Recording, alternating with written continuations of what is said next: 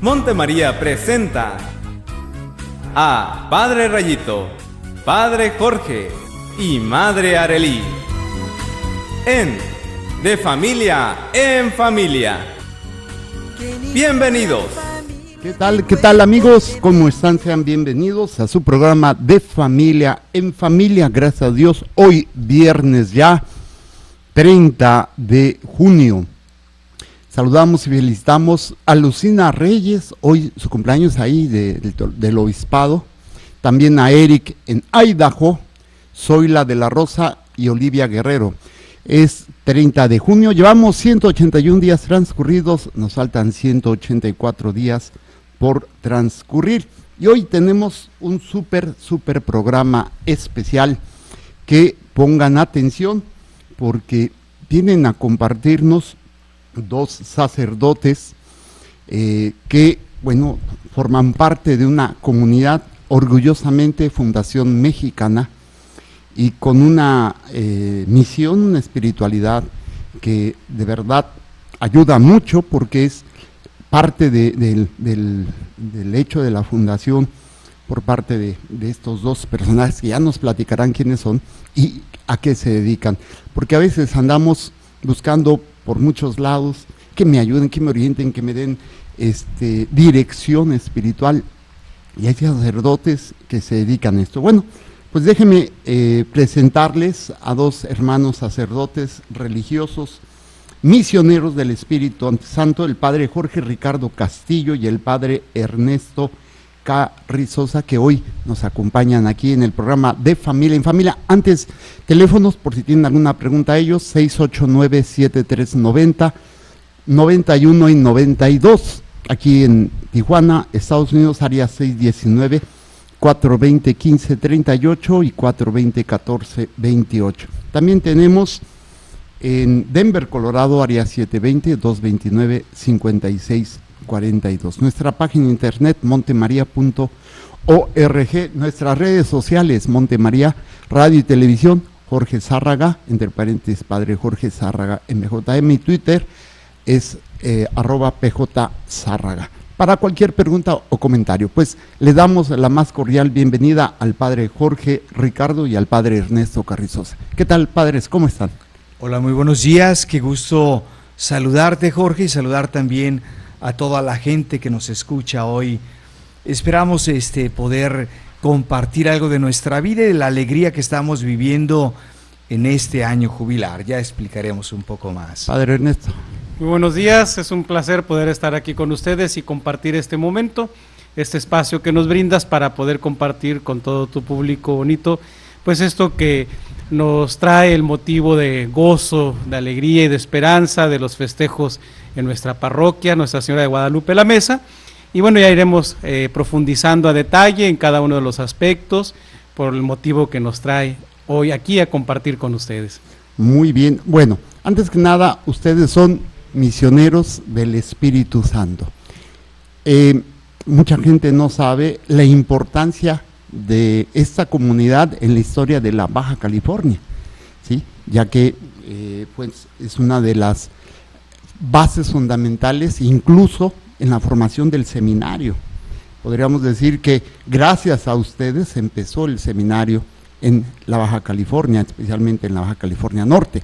¿Desde cuándo está presente los misioneros del Espíritu Santo en la Baja California?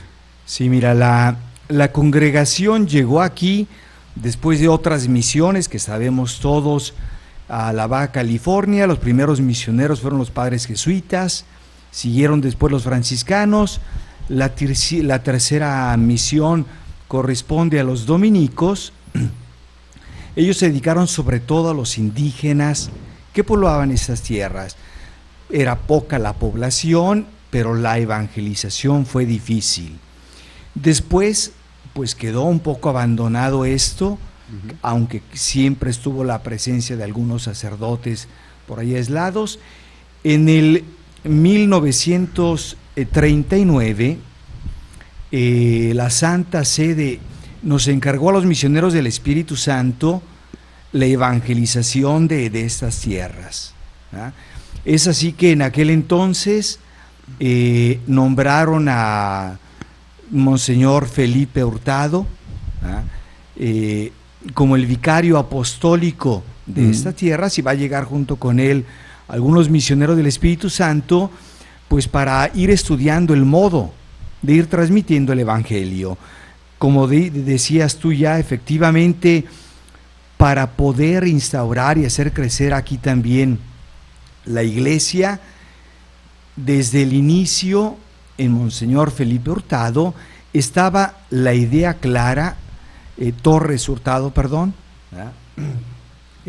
corrijo, ¿verdad? Monseñor Felipe Torres Hurtado, estaba desde el inicio la idea de fundar el noviciado, así que un año después de la llegada ya se había abierto el seminario de la diócesis, se había empezado a buscar vocaciones, aunque también a su llegada él había empezado a buscar en otras diócesis seminaristas, que ya se vinieran pues para estar colaborando en esta experiencia. Es así que por varios años se intenta ir formando la red necesaria, las estructuras para que la diócesis caminara, y por esos años los misioneros del Espíritu Santo estuvieron viniendo varios hermanos como formadores al seminario, a colaborar en las diversas parroquias, al iniciar la evangelización, la construcción de varias iglesias, hasta el 1964, en que entregamos a la diócesis, se instaura este territorio, una diócesis, y entonces Monseñor Galindo, otro misionero del Espíritu Santo, va a ser nombrado el primer obispo de esta diócesis.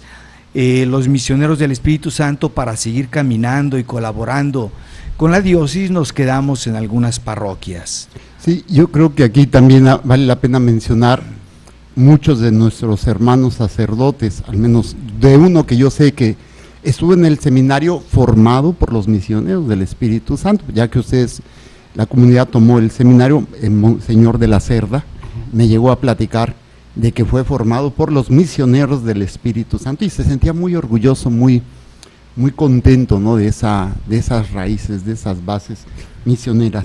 Tenemos, ya me estoy apuntando, tienen dos parroquias, una muy conocida que es la del Espíritu Santo, allá en la Chapultepec, pero hay otra que es pues más, pues digamos, está más aquí central, ¿no?, más céntrica, que es Guadalupe de la Mesa.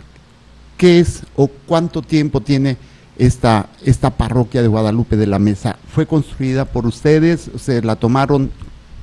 ¿Cómo está? Sí, mira, padre Jorge, el padre Alfredo Villalobos nos cuenta ahí parte también de la historia, es el padre mayor que está en nuestra comunidad, y nos comparte también desde cómo fue la inquietud de ir naciendo esta pequeña comunidad, que ahora es la parroquia de Guadalupe.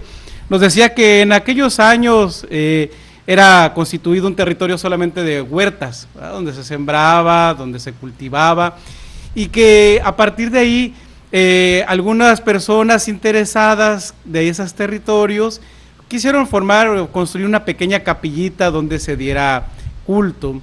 Y así es que, como fue poco a poco naciendo una pequeña capilla que se venía atendiendo, sí, por un misionero del Espíritu Santo, que a veces se apoyaba desde el seminario, a veces del Espíritu Santo, del Carmen, venían pues a ir poco a poco atendiendo esa, en aquellos entonces una capilla más pequeña, y nos cuentan ahí también nuestros feligreses, sobre todo los más mayores, de el padre Panchito, a uno de nuestros hermanos, que fue como el primero que ya se viene a estar, a vivir allí aún en la capillita. Decían, el mismo cuartito que era sacristía, era oficina, era dormitorio y era todo, ¿no?, para poder estar ahí atendiendo.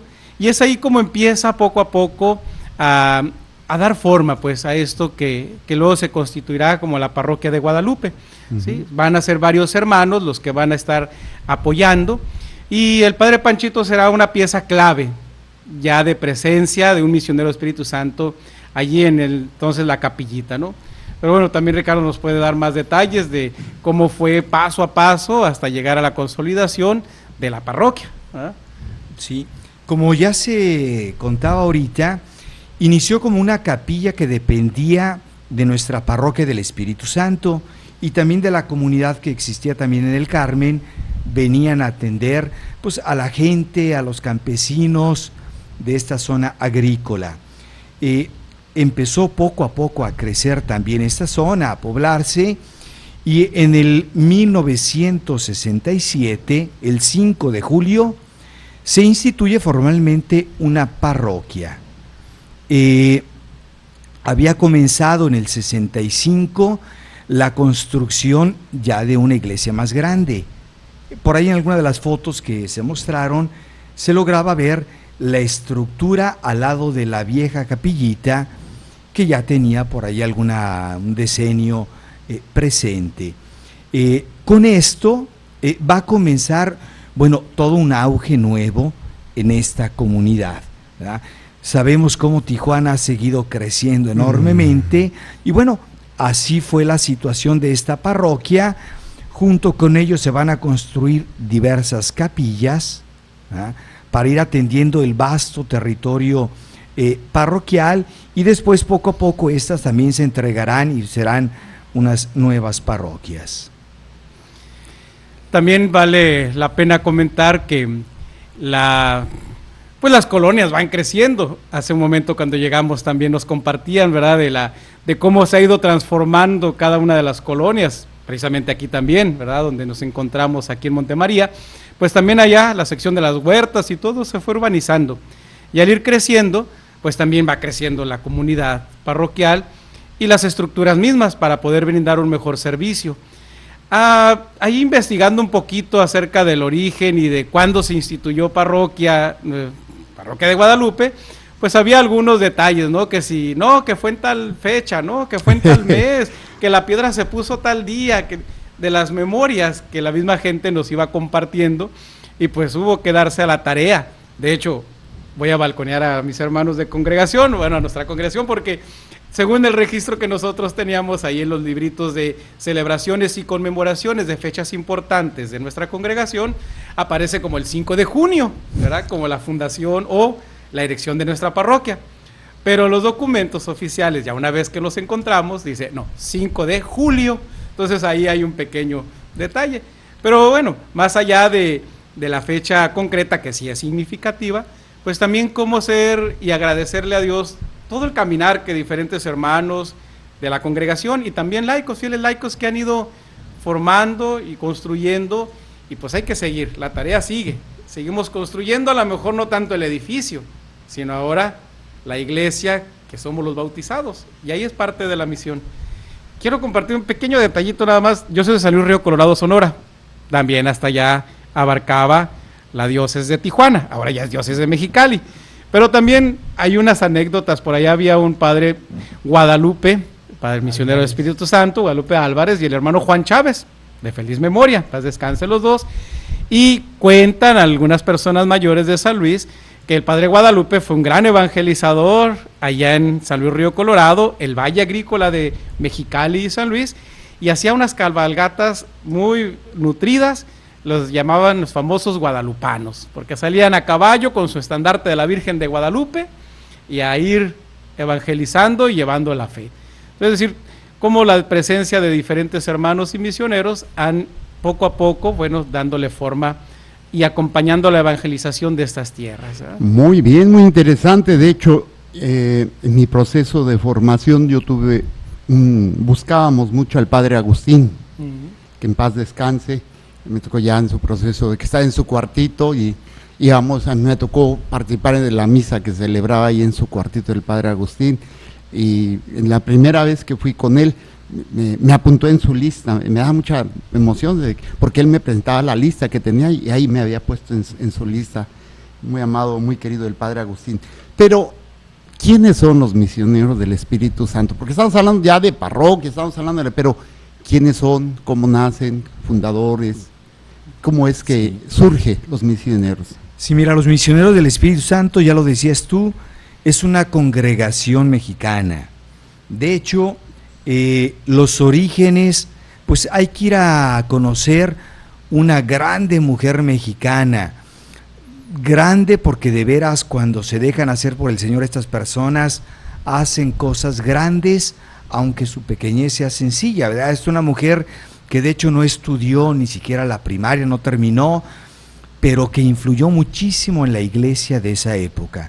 Estamos hablando de Concepción Cabrera de Armida, Conchita para nosotros, la llamamos así con filial afecto. Esta mujer nutre un cariño muy grande por el Señor y desde joven su director espiritual va a intuir que el Señor tiene grandes proyectos y que ella es una mujer muy dócil, ¿verdad? Va a ser la inspiradora de las 5 obras de la cruz, ¿verdad? El apostolado de la cruz, las religiosas de la cruz, del Sagrado Corazón de Jesús, son de vida contemplativa estas hermanas.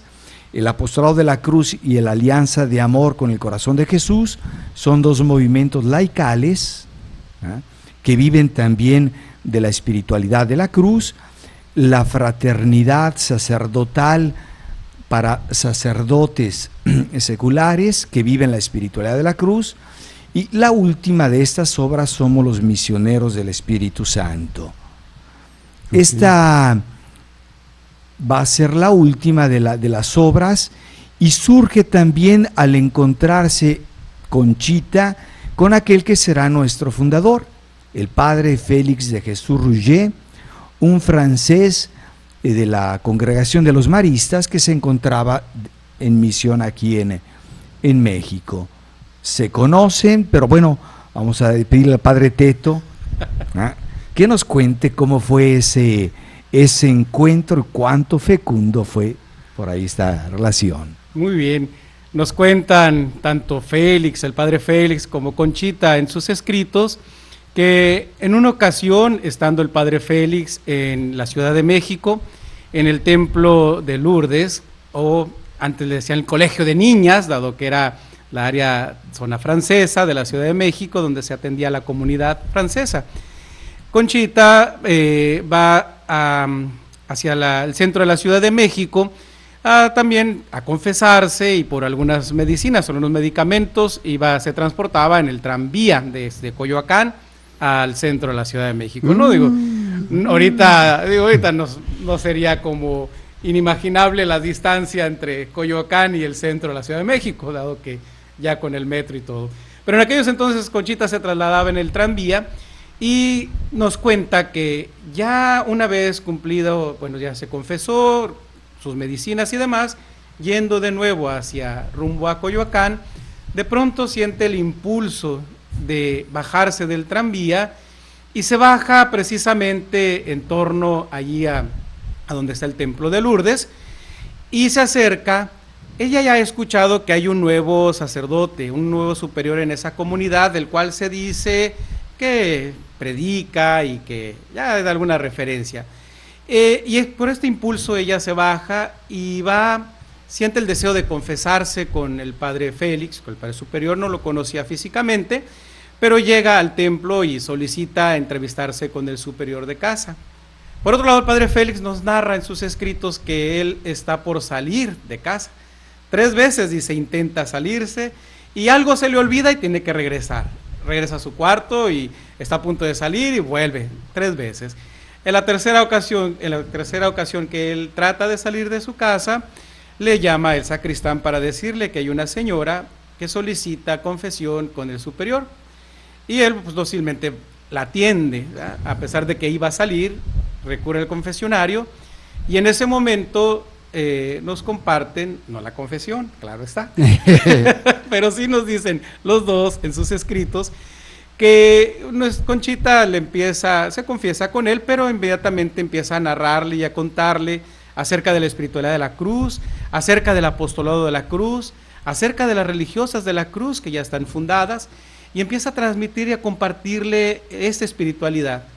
El padre Félix dice que al escucharla algo empezó a experimentar en su corazón, dado que él venía pidiéndole al Señor que le mostrara un campo de mayor perfección, decía él en sus escritos, un hombre inquieto que buscaba una forma también de cómo desempeñar más su celo pastoral, sacerdotal, el servicio de la iglesia, y que al escuchar a Conchita sobre el Espíritu de la Cruz, algo toca su corazón y se queda escuchándolo.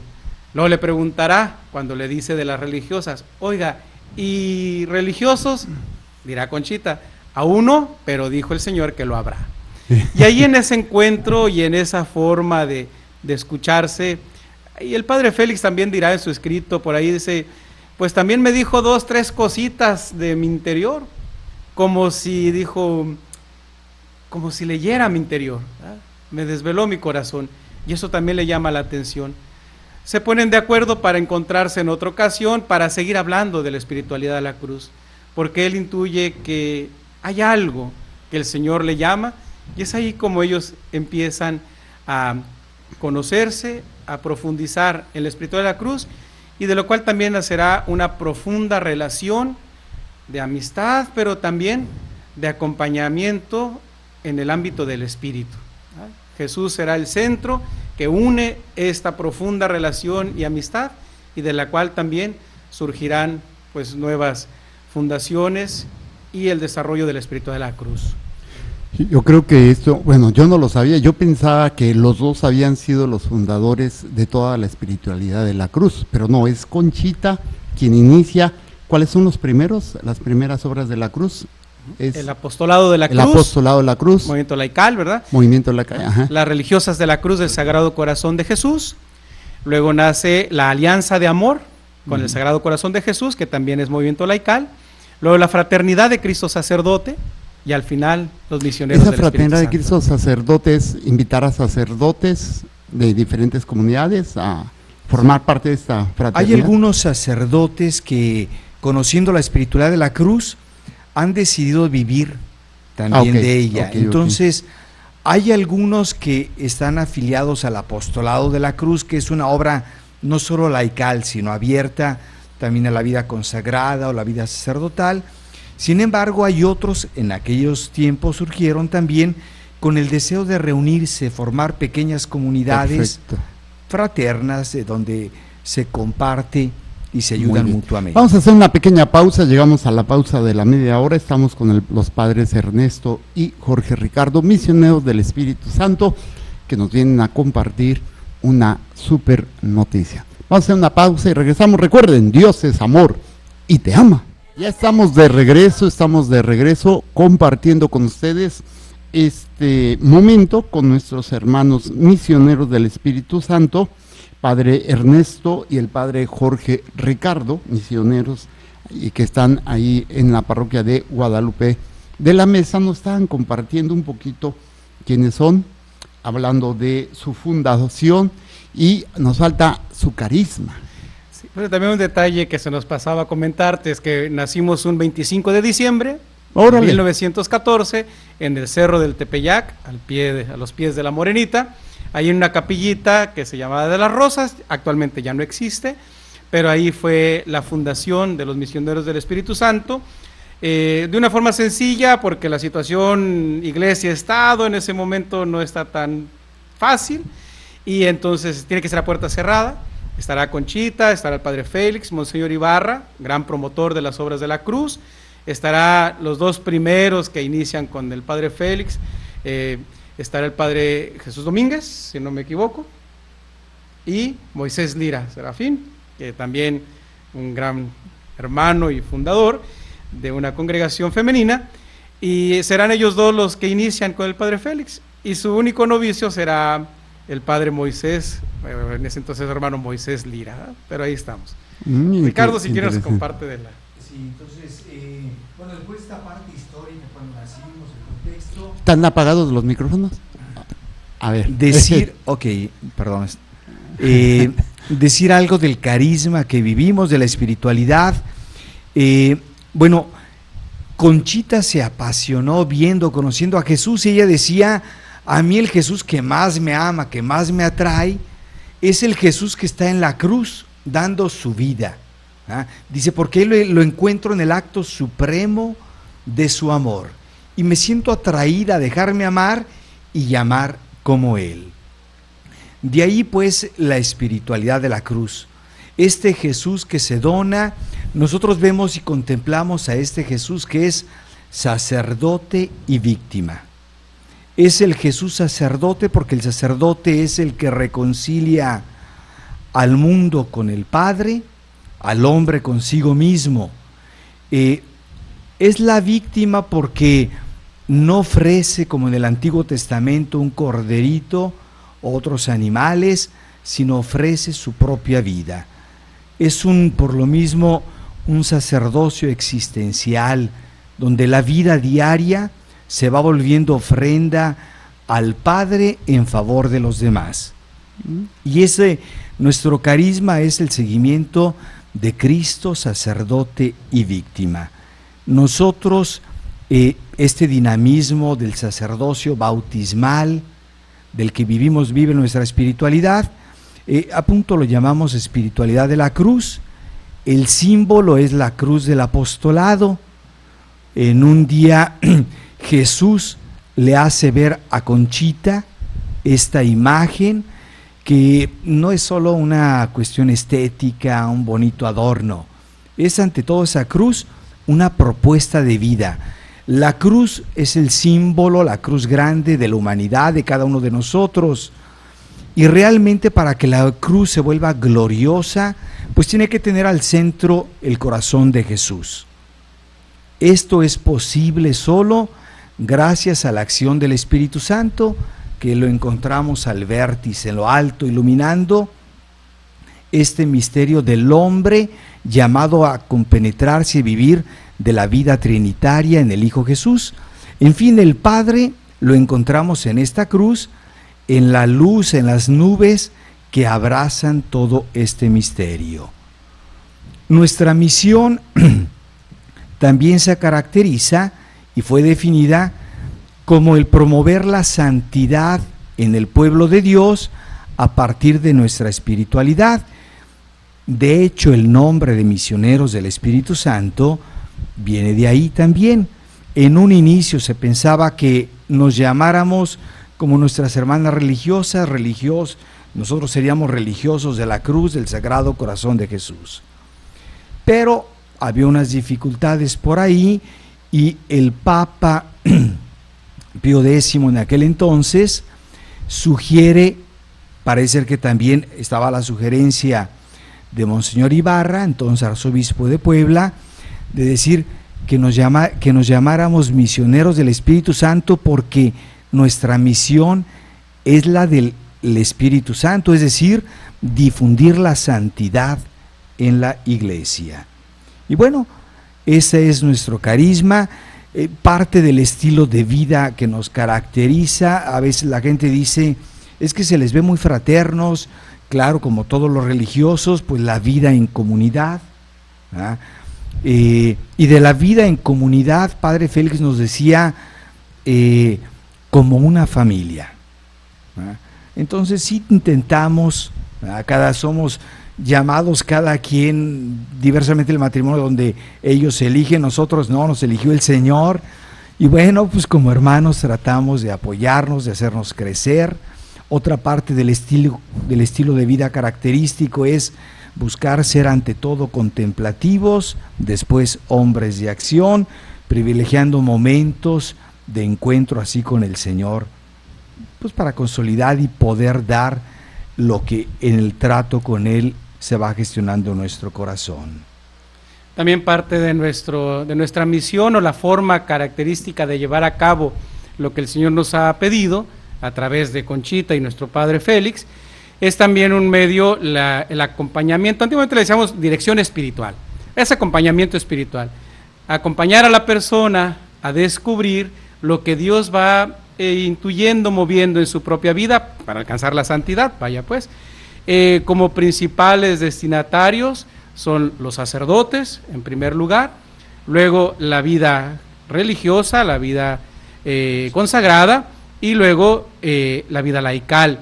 No porque uno sea más importante que el otro, jerárquico y demás, no, ¿verdad? Sino simplemente porque decía también en algún momento Conchita en los escritos, que le dice Jesús, Cuando un sacerdote vive plenamente su sacerdocio, hace mucho bien en la iglesia, porque el sacerdote dice, en un momento ha dicho que es mío, y cuando vive como mío, el sacerdote, el religioso, la religiosa, pues eso se comunica y se transmite hacia todas las personas con las cuales convive y a las cuales toca. De ahí pues que el Señor le dirá a Conchita y a nuestro Padre Félix que principalmente o prioridad los sacerdotes, sacerdote ordenado, luego la vida religiosa y luego la vida laical. No por jerarquías, sino para abarcar al pueblo de Dios, que es donde estamos llamados a la construcción del reino y promover la santidad.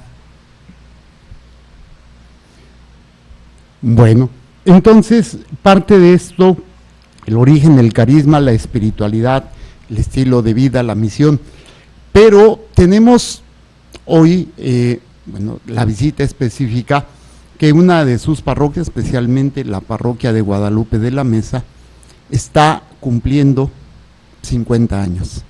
¿Qué significa esto? ¿Qué es para la diócesis, para la gente? ¿Qué representa y qué es lo que va a pasar?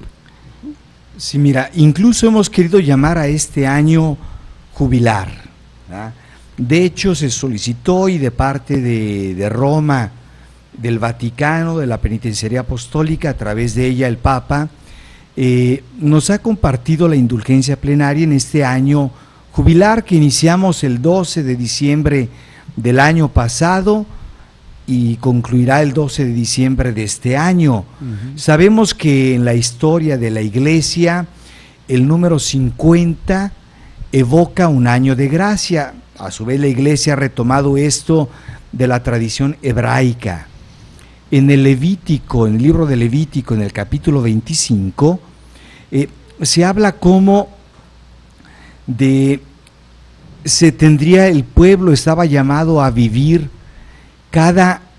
eran 7 semanas, ¿verdad? Jubilares, el último año sería jubilar, es decir, 7 por 7, 49, después del 49 año venía el 50, era un año jubilar, un año de gracia, un año especial en que era importante que se volviera a vivir la armonía que Dios había pensado para el pueblo, sí. Es decir, la tierra de quien se le había expropiado volvía otra vez a sus orígenes, quien había perdido la libertad y vivía en la esclavitud volvía a ser libre. En fin, era un año de gracia. Sabemos que Jesús en el Evangelio de Lucas anuncia el inicio de su vida pública también como el inicio de un año de gracia, un año jubilar, ¿ah? Y bueno, así también la tradición en nuestra iglesia cada 50 años se está festejando. Nosotros hemos querido con estos 50 años vivir un momento de ocasión grande, para recordar, la palabra es muy bonita, recordar es recordis del latín, llevar otra vez al corazón. O conmemorar es hacer memoria con los demás, es decir, apropiarnos de la historia de lo que Dios ha hecho con nosotros y a través de nosotros, la gente de esta parroquia. Y estamos haciendo esto, en este año estamos trabajando por recuperar la historia para aprender de ella. Porque claro, lo que queremos es vivir mejor el hoy, proyectándolo en un mañana como una iglesia que asume los retos que hoy Tijuana y nuestra diócesis vive.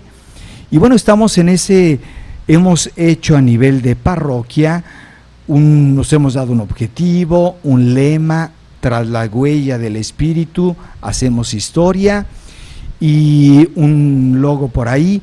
Hemos tratado de distribuir en diversos ámbitos un trabajo para que realmente la gente, la diócesis, toda la iglesia podamos vivir la alegría de el paso de Dios con nosotros. Sí, al mismo tiempo de recuperar esa misma historia, esos pasos, esa huella que diferentes hermanos misioneros del Espíritu Santo, diferentes personas también han ido pues colaborando para la construcción tanto material como eclesial de nuestra comunidad parroquial, pues precisamente queremos festejarlo, dándole gracias a Dios de la mejor manera que podemos hacerlo, que es a través de la Eucaristía, ¿verdad? Ofreciéndole al Padre, al Hijo que nos ha dado, y junto con esto, pues, seguir el gozo en convivencia, en actividades deportivas, que por ahí algunos hemos ido desarrollando a lo largo de estos meses. Ya decía el Padre Ricardo, empezó el 12 de diciembre del 16 y concluye hasta el 12 de diciembre del 17, y ha habido diferentes espacios y momentos en que nos hemos congregado para festejar, para celebrar, haciendo esta memoria histórica, pero también no solamente para como añoranza, ¿verdad? O ¡ay, qué bonito fue!, sino también cómo poder descubrir los frutos que el Espíritu Santo ha suscitado en la comunidad, que vale la pena seguir atesorando y alimentando para el impulso de lo que sí, porque la comunidad se tiene que seguir construyendo. Hay nuevos retos, hay un nuevo planteamiento que la misma sociedad y el desarrollo mismo de Tijuana nos está poniendo de frente, y cómo responder y cómo construir el reino a partir también de la recuperación de los frutos y de la historia que se ha venido haciendo. El día, bueno, yo que a lo mejor me adelanto, pero el día 4 y 5 los queremos también invitar a celebrar con nosotros y a festejar. Tendremos Eucaristía a las 6:30 de la tarde, con motivo pues de los festejos del jubileo. La misa del 4 será presidida ¿Julio? por el... ¿En julio? Sí, en este julio, Okay. ya, este miércoles, este martes. La Eucaristía del martes la presidirá el Padre Eduardo Ramos Pons, que es nuestro superior provincial actualmente, ex párroco, era el párroco anterior de aquí de Guadalupe, y el día 5, miércoles 5 de julio, a las 6:30 de la tarde, la Eucaristía será presidida por nuestro señor arzobispo, y bueno, pues están cordialmente invitados a acompañarnos ese día. Sí. Son dos fechas realmente importantes en este caminar, en este año jubilar. El día 4 queremos que se van a congregar varios de los expárrocos o misioneros que han colaborado en nuestra parroquia. Bueno, también alguno ex misionero, ¿verdad? Que ahora es feliz papá o encontró, porque por esta parroquia han pasado varios hermanos también en formación, no Así todos han concluido el itinerario, ¿verdad? En la congregación, y bueno, estamos realmente mucha fiesta, con el gozo de poder celebrar y agradecer al Señor. El día 5, el obispo también va a impartir la bendición apostólica de su santidad Papa Francisco al inicio del año jubilar. De hecho, nos hicieron llegar la penitenciaría apostólica 2 cartas por ahí en latín que nos ayudaron a traducir por ahí algunos hermanos, ¿verdad?, que en estos menesteres se entienden muy bien, ¿verdad? Y prácticamente en una de las cartas nos hacen saber que en este año jubilar, pues se extiende la posibilidad de ganar la indulgencia plenaria a todos aquellos que devotamente visitan la iglesia parroquial, siguiendo las condiciones que todos conocemos. Al rato explicamos un poco más esto de las condiciones. El día 5 también la otra carta explica, el Papa Francisco quería mandar su bendición también con la indulgencia plenaria, y el día era por escoger, así que escogimos el día en que se celebran los 50 años, es decir, el día 5. Ahorita me hacía alguna señal por ahí, bueno, y esto de las indulgencias, ¿verdad?, ¿en qué consiste? Hemos escuchado hablar mucho de eso. Para entenderlas, para entender las indulgencias hay que entender que nuestro pecado genera una culpa y una pena en aquel que comete. Cuando recibimos el sacramento de la reconciliación, nos libera de toda culpa. Sin embargo, la pena en la persona que cometió un mal sigue ahí. La iglesia está llamada a acompañar a que la persona sane todo. Es decir, El pecado a veces deja un señal, es como si pusiéramos, a veces ponían ese ejemplo, ¿verdad? En una madera yo pongo un clavo, bueno, pues con el sacramento quito el clavo, pero queda un agujerito, hay que resanar. Cuando yo peco, mi inclinación al mal, tengo que trabajar. Para yo trabajar en eso, lo hago mediante actos de caridad o de penitencia, trabajando por ir recuperando aquello que el pecado causó como lesión en mí. Y entonces, aquí es donde las indulgencias que la Iglesia, la Madre Iglesia, como mediadora de la reconciliación de Dios, acompaña y nos dona también a todos. Se habla normalmente de indulgencias parciales o indulgencia plenaria. Las parciales normalmente se establece tantos días, la indulgencia plenaria se refiere a la totalidad.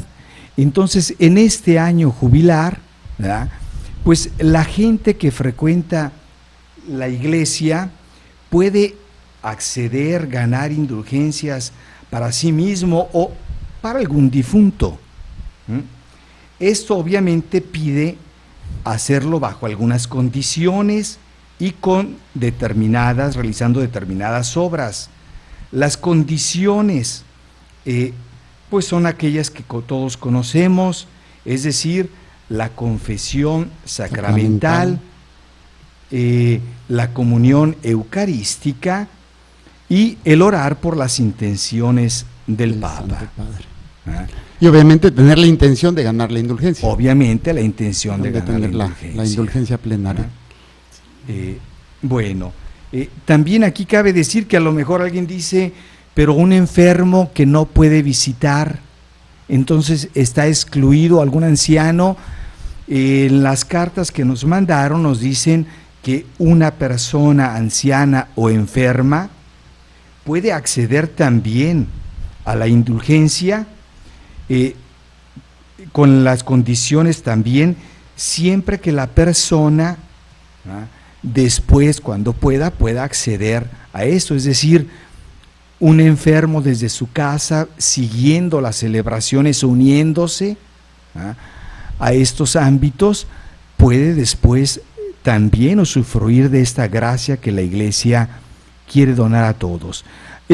Hay algo muy bonito, ¿verdad? Detrás de esto, lo que se pretende es que realmente nos pongamos en un camino de conversión.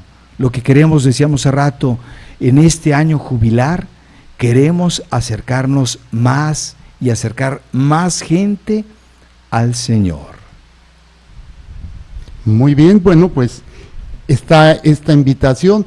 Si tienen alguna inquietud, alguna pregunta o duda, ¿dónde se pueden comunicar para, oiga padre, explíquenme bien, o ahí en la secretaría, con la secretaria, cómo está esto, qué necesito, o que conocer más la espiritualidad de la cruz, o participar en las actividades de la parroquia, ya que la parroquia pues tiene toda una historia y es muy, muy dinámica? Entonces, ¿dónde se pueden comunicar? ¿Qué es lo que podrían la gente acercar con ustedes? Sí, mira, ante todo, bueno, ahorita con los medios de comunicación creo que es importante, y aquí tenemos al padre Teto Ernesto, ¿verdad?, que es el que difunde la parte de los medios, las redes sociales. Sí, lo he visto en televisión. Hay un portal ahí en Facebook, que ahorita él nos puede ilustrar cómo tener mayor acceso a todas las personas. Sí, mira, tenemos una página en el Facebook, que es aunque ya también los jóvenes usan otros medios, pero Facebook todavía está haciendo ahí referencia. Se llama Parroquia Guadalupe La Mesa. Ahí en el Facebook nos puedes encontrar, puedes dejarnos algún comentario, algún correo electrónico también, parroquiaguadalupelamesa.tijuana, y ahí también puedes dejarnos algún comentario, alguna pregunta, alguna inquietud, y la responderemos en la mediación más posible. Bueno, y luego también puedes comunicarte con nosotros ahí a la Notaría Parroquial 686-8377. Si no me falla mi memoria, con eso que no me llamo a mí mismo. No, ahí con todo gusto los esperamos, podemos compartir con ustedes si hay alguna inquietud, alguna pregunta, y sobre todo, digo, a través de los medios electrónicos, ahí en la página del Facebook, con todo gusto los atendemos. Muy bien, pues muchísimas gracias. Nosotros nos despedimos, pero los invito que no desaprovechen este regalo de la indulgencia plenaria y participar de esta ceremonia, de esta celebración de este año jubilar, porque gracias a los misioneros del Espíritu Santo, la actual diócesis tiene una estructura, tiene una base que estamos pues agradecidos todos. Somos gracias a que hubo estos misioneros que hicieron esta labor. Ya después llegaron y se formaron sacerdotes diocesanos, que fue la misión, y bueno, bendito sea Dios. Muchas gracias, Padre Ernesto, Padre Jorge, de verdad, que Dios les bendiga. Y pues vamos a dar la bendición, los tres sacerdotes, la bendición de Dios Todopoderoso, Padre, Hijo y Espíritu Santo, descienda sobre ustedes y permanezca para siempre. Amén. Recuerden, Dios es amor y te ama. Gracias por tu atención. De Familia en Familia llega a su fin por esta ocasión. Te esperamos mañana a esta misma hora. Recuerda que Dios es amor y te ama.